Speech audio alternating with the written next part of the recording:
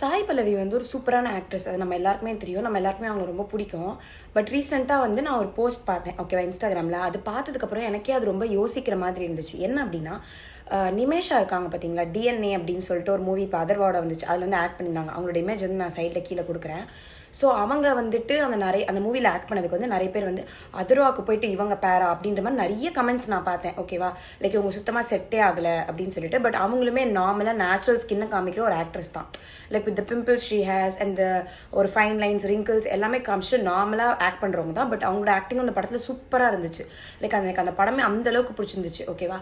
But ஆனால் சாய் பல்லவிக்கு இருக்கிற அந்த ஒரு ரிசப்ஷனோ லவ்வோ இவங்களுக்கு வந்து எப்பவுமே கிடைச்சது கிடையாது. லைக் இதுக்கு முன்னாடி அவங்க வந்துட்டு டப்பா காட்டல் அப்படின்ற ஒரு மூவிலையும் ஜோதிகா கூட சூப்பர் ஆக்ட் பண்ணியிருப்பாங்க. பட் ரீசன் என்ன அப்படின்னா, Sai Pallavi again she falls அந்த ஃபேர் கேட்டகரி. அவங்க ஃபேராக இருப்பாங்க அண்ட் அவங்க பிம்பிள்ஸ் கூட வந்து பிங்கியாக இருக்கும், ஓகேவா. ஸோ பிம்பிள்ஸ் கூட வந்து பிங்காக இருந்தால் தான் அந்த சொசைட்டி அக்செப்ட் பண்ணிக்குமோ அப்படின்னு எனக்கு தோணுச்சு. ஏன்னா இவங்களோட ட்ரால்ஸ் வந்து பயங்கரமாக இருந்துச்சு அந்த டைமில்.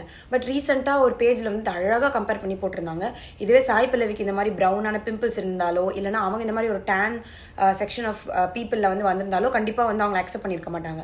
அவங்க வந்து நேச்சுரல் ஆக்டர்ஸ் அப்படி இப்படின்னு சொல்கிறதுமே இந்த மாதிரி சில ஸ்டாண்டர்ட்ஸ்குள்ளே அவங்க ஃபாலோ ஆகிறதுனால தான். மேபி இது எனக்கு மட்டும் தான் தோணுதா, இல்லை எனக்கு மட்டும் தான் அந்த போஸ்ட்டை பார்க்கும்போது அது ரிலேட்டபிளாக இருந்துச்சான்னு வந்து சொல்லுங்கள். இதில் உங்களோட ஒப்பீனியன் என்ன அப்படின்னா எனக்கு தெரிஞ்சுக்கணும்னு ஆசை. ஸோ உங்களுக்கு என்ன வந்து தோணுதோ அதை எனக்கு கமெண்ட் பண்ணுங்கள், ஓகேவா. பாய்.